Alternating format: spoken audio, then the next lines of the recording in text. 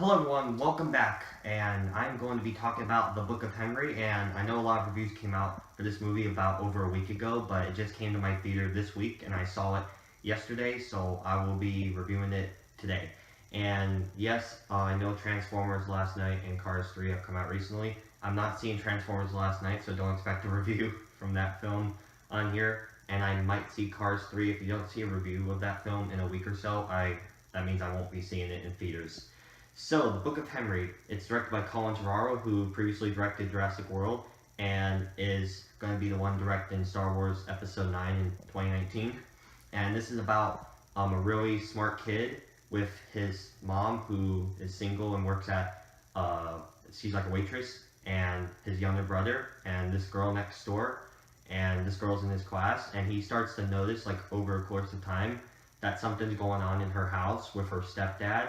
And so the film is about him like documenting all of it in his book, and then his family try to uncover what's going on and to stop what's going on in the girl's house.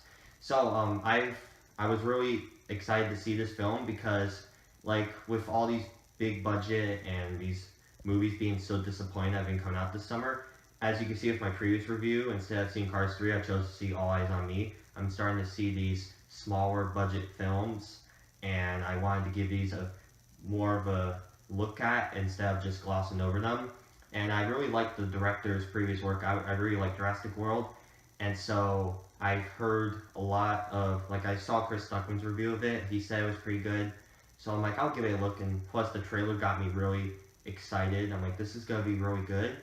But then when seeing it, I'm like, yeah, this was really good. And so let me just start with the performances of the film, like all the people. It's really good. The mom, Naomi Watts, she does a great job. The two kids, one, like the main boy that plays Henry, I'll put his name here because I forgot it.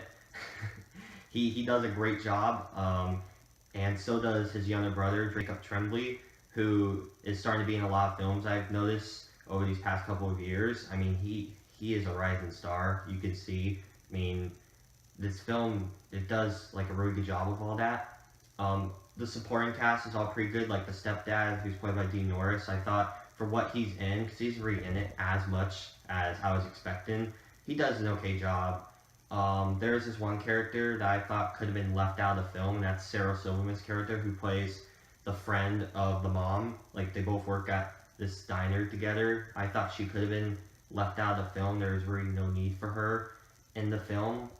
And also, like, I already have that many problems with the film because there are a few problems I have, but the performances, pretty good.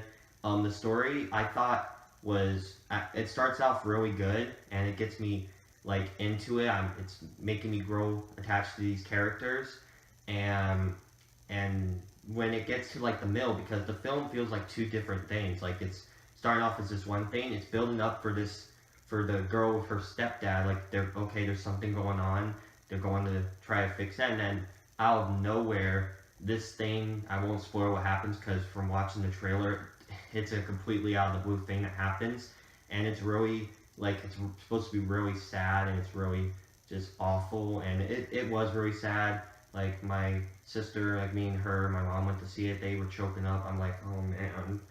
But it just felt like it was just there for no reason. Like, there was really no need for them to do that entire thing, because I think they wanted to make the film a bit longer and to give motivation for what the characters do throughout near the end of the film, because the mom's not really that good of a mom. Like, she listens to her 11-year-old, the really intelligent kid Henry. She does a lot of what he says, and when he finds this out, I mean, he's just a kid and he wants to stop what's going on, and so he's going to this extreme lengths that he's wrote in his book, and she, because of, I guess, to honor what happened, to follow through, and it just felt really unnecessary for them to go this route. I'm not saying it was done bad, it was really effective, it got a lot of people crying. It's just, I didn't think that was the route they should have gone.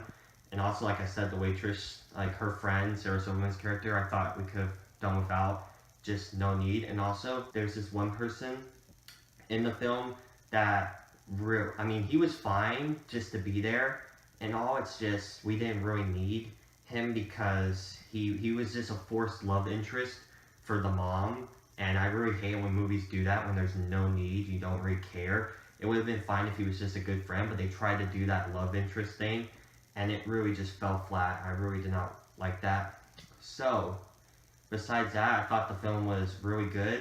It was surprisingly emotional. I didn't expect it to be that sad. It was a really good small film to watch, and I gotta give Colin Trevorrow good props for making this film. I thought it was really good, and if you haven't seen it, I recommend it, but bring a bag of tissues because it gets really unexpectedly sad. So, those are my thoughts on The Book of Henry. I would give it a 7 out of 10.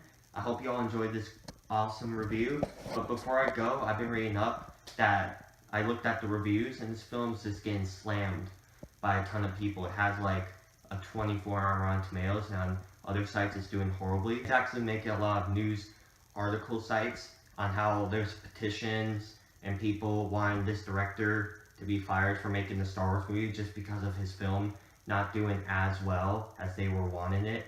And if you're one of those people, I'd say that's pretty stupid of you. I'm not gonna be nice about it, because getting this guy fired for directing a Star Wars movie just because he made a few mistakes in the film is pretty pathetic, if I have to say. And this film was not that bad, and I hate when people do these hate wagon trains. It's really annoying. So, thank you all for watching, and I'll see you next time. Bye.